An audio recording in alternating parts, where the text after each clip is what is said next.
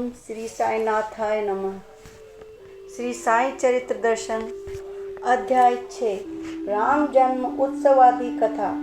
इस अध्याय में राम जन्म उत्सव की पृष्ठभूमि का वर्णन किया गया है। परमार्थ हो या संसार, जहाँ सद्गुरु खेवनहार है वहाँ भक्तों का संसार रूपी जहाज भवसागर पार कर लेता है। सद्गुरु कहने मात्र से साईं की याद आती है। वे सामने खड़े होते हैं एवं धुनी की उदी के साथ अपना हाथ मस्तक पर रख देते हैं। तब भक्तों के हृदय प्रेम आनंद से भर जाते हैं। श्री गुरु अपने कर स्पर्श से सूक्ष्म देह को भस्म करते हैं। साईं ने अपना कमल समान हाथ सिर पर रखा कि भक्तों के अनेक जन्मों के पाप धुल जाते हैं। साईं हमेशा अपने भक्तों को कहते हैं, मेरे भक्तों के घर अन्न धान्य की कभी कमी नहीं रहेगी। भगवत गीता में श्री कृष्ण कहते हैं, जो मेरे प्रति भक्ति रखकर मेरी सेवा करता है उनका योग क्षेम चलाना मेरा कर्तव्य है। श्री साईं के ये वाक्य प्रमाण है। लौकिक मान सम्मान छोड़कर साईं के समक्ष आंचल फैलाओ। लोग मंदिरों में भक्ति भाव से सिर हिलाते हैं एवं तल्लीनता का दिखावा करते हैं।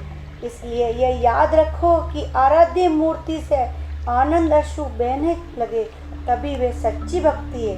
मन साईं स्मरण में जोड़े, साईं की कथा ध्यानपूर्वक सुने, उससे भक्तों का मन भक्ति में लीन होगा। तुम बाबा से जो चाहिए वो मांगो, परंतु तुम जितना पचा सको बाबा उतना ही देंगे। गोपाल राव घुंड नामक बाबा के एक भक्त थे। बाबा का नित्य प्रतिदिन स्मरण कर अपने कार्यकलाप करते थे। उन्हें संतान नहीं थी। बाद में उन्हें बाबा के आशीर्वाद से पुत्र रत्न की प्राप्ति हुई।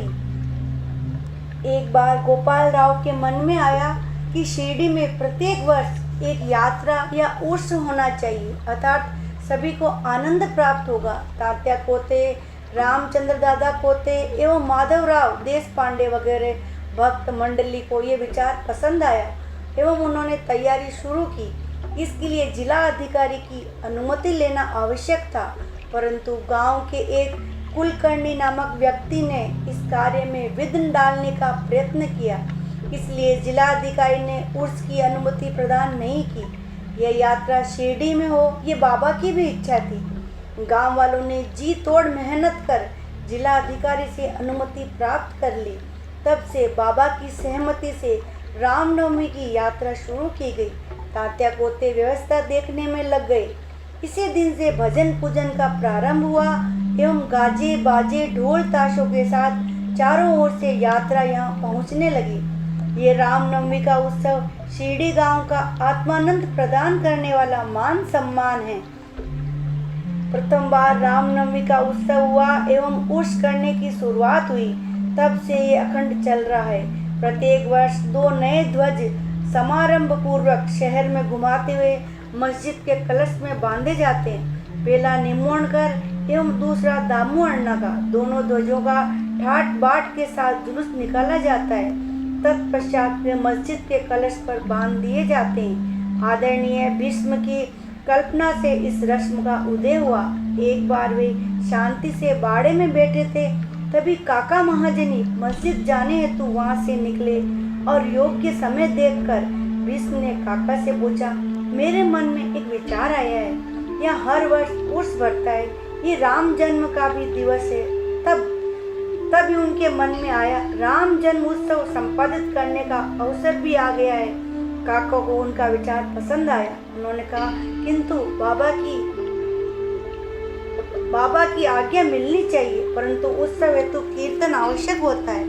गांव का कीर्तन करने वाला कहाँ मिलेगा? ये अड़चन आने लगी। भीष्म कहने लगे, मैं कीर्तन करूँगा, आप हारमोनियम पर सुर दे देना और राधा कृष्ण बाई समय पर सौंठ का प्रसाद बना देगी। बाबा द्वारा पूछने पर भीष्म ने अपने विचार बाबा से कहे। बाबा को भी विचार पसंद आया और उत्सव का कार्यक्रम निश्चित हो गया। दूसरे दिन बाबा लैंडी गए हुए थे। तब सभा मंडप में झूला बांधा गया एवं कीर्तन की शुरुआत हुई। बाबा को ज्ञात होते ही उन्होंने काका को पूछा, ये झूला यह क्यों बांधा है? काका ने कथा का तात्पर्य एवं उत्सव की योजना उन्हें सुनाई। सुनकर बाबा बड़े आनंदित हुए। तब बाबा ने पास ही रखा हुआ हार काका के गले में डाल दिया एवं एक भीष्म के लिए भी दिया। झूले के विषय में बाबा द्वारा पूछे जाने पर थोड़ी चिंता थी, परंतु गले में हार पड़ते ही सबकी चिंता दूर हो गई। भीष्म पूर्व से ही बहुत विद्वान एवं कथा में पारंगत थे, इसलिए रस भरा कीर्तन हुआ एवं श्रोता आनंदित हो गए। राम जन्म के समय बाबा की आंखों में गुलाल चला गया। राम जन्म के आवेश में ऐसा हो गया, बाबा को एकाएक बहुत क्रोध आया, गाली श्राप शुरू हो गए। राधाबाई को लगा कि झूले के 2 टुकड़े हो जाएंगे और वे चिंतित हो गई। बाद में बाबा शांत हो गए। दूसरे दिन गोपाल काका एवं कीर्तन करने के बाद उत्सव समाप्त हुआ एवं झूला खोला गया। 1 वर्ष बाद भीष्म नहीं थे, इसलिए बाला बुआ सातारकर का कीर्तन होगा यह निश्चित किया गया। बाला बुआ सातारा के पास के रहने वाले थे। उनकी प्रसिद्धि नए तुकाराम के रूप में विख्यात थी। साईं बाबा की कीर्ति सुनकर बाला बुआ के मन में साईं दर्शन की इच्छा जागी। बाला बुआ दीक्षित जी से मिले एवं बोले, इस बार उत्सव के समय मैं रहूं, बाबा के दर्शन करूं और यही कीर्तन करूं, ऐसी मेरी इच्छा है। ईश्वर भाऊ साहब बोले, मानदेय के बारे में निश्चित नहीं देना बाबा के हाथ में। कीर्तन के लिए भी उनकी सहमति की आवश्यकता होगी। ऐसे वार्तालाप के दौरान काका महाजनी शिरडी से आए एवं प्रसाद बांटने लगे। बाला बुआ को ये शुभ शगुन लगा। दीक्षित ने बाला बुआ से कहा, मैं बाबा की सहमति पूछूंगा एवं मिलने पर तुम्हें सूचित करूंगा। बाद में बाबा के अनुमोदन मिलने पर बाला बुआ शिरडी आ गए। उनके हाथों राम जन्मोत्सव का कार्यक्रम संपन्न हुआ।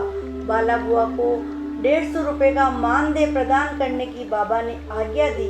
5 वर्षों के मानदेय के बराबर की राशि की प्राप्ति एक बार में ही हो जाने पर बाला बुआ खुश हो गए और बाद में एक दिन दासगणों के शिरडी आने पर दीक्षित ने बाबा से निवेदन कर प्रत्येक उत्सव हेतु उन्हें ही प्रभार दे दिया। तब से लेकर आज तक ये जन्मोत्सव भाग्येश्वरों नाम स्मरण के जय घोष के साथ साथ अन्नदान द्वारा संपन्न किया जाता है। गोपाल राव घुंडगो जैसे उस मनाने की सूझी, ठीक उसी तरह मस्जिद का जीर्णोद्वार हो, ऐसी उनकी इच्छा थी। इस हेतु उन्होंने पत्थर भी तैयार करवा लिए, परंतु जीर्णोद्वार का योग उनके नसीब में नहीं था। बाबा ने वे पत्थर शिरडी के गणेश, शनि एवं शंकर मंदिरों के जीर्णोद्वार हेतु उपयोग में लाए। मस्जिद का जीर्णोद्वार नाना साहब चांदोरकर एवं काका साहब दीक्षित के हाथों हो, ये बाबा की इच्छा थी एवं बाद में वैसा ही हुआ। ये दोनों आज्ञा मांगते मांगते थक गए। सुनार जाति के महालसापति नामक बाबा के एक भक्त थे। नाना एवं काका ने उनकी मध्यस्थता लेकर बाबा से सहमति ली। ये पूर्ण होते ही एक रात में ही फर्श लगाने का कार्य पूर्ण हो गया। दूसरे दिन से ही बाबा मस्जिद की गद्दी पर बैठने लगे। ये कार्य भी भक्तों ने एक रात में ही बड़े प्रयत्न के साथ पूर्ण किया। भक्त रात को खंबे खड़े करते एवं प्रातः बाबा उन्हें उखाड़ फेंकते, भक्त फिर से उन्हें खड़ा करते। ये क्रम सतत चलता रहा। पहले वहाँ खुला आंगन था, वहाँ सभा मंडप बन गया। ऐसा दीक्षित को सबसे पहले सूझा। एक बार बाबा बहुत क्रोधित हुए। एक हाथ से उन्होंने तात्या की गर्दन पकड़ ली, दूसरे हाथ से खंबा उखाड़ने लगे। खंबा ढीला पड़ते ही तात्या के सिर का फेंटा उतारा एवं जलाकर गड्ढे में डाल दिया। सभी का धैर्य खत्म हो गया। गांव वाले आश्चर्यचकित रह गए। भागोजी शिंदे, माधवराव आदि ने बाबा का क्रोध शांत करने का प्रयत्न किया, लेकिन बाबा ने भागोजी को भी दबाते हुए माधवराव को भी ईंटों का प्रसाद दे दिया। बाद में बाबा का गुस्सा कम हुआ। दुकानदार को बुलाकर जरी के किनार वाला फेंटा मंगवाया, स्वयं तात्या के सिर पर बांधा। लोग आश्चर्यचकित हो गए। क्रोध का कारण किसी को भी ज्ञात नहीं हुआ। श्री साईं का एकदम क्रोधित हो जाना भक्तों के मन में डर का विषय था, पर अपनी समझ के परे, अपने विचारों के परे, अपने विचारों से भी परे एवं अदृश्य शक्ति का संचार जब बाबा में होता था, तब वे अमंगलकारी शक्तियों का नाश कर रहे होते थे। ओम श्री साईनाथाय नमः। 6वां अध्याय संपूर्ण। तूने मुझको भगवान बहुत कुछ दिया है, तेरा शुक्रिया है, तेरा शुक्रिया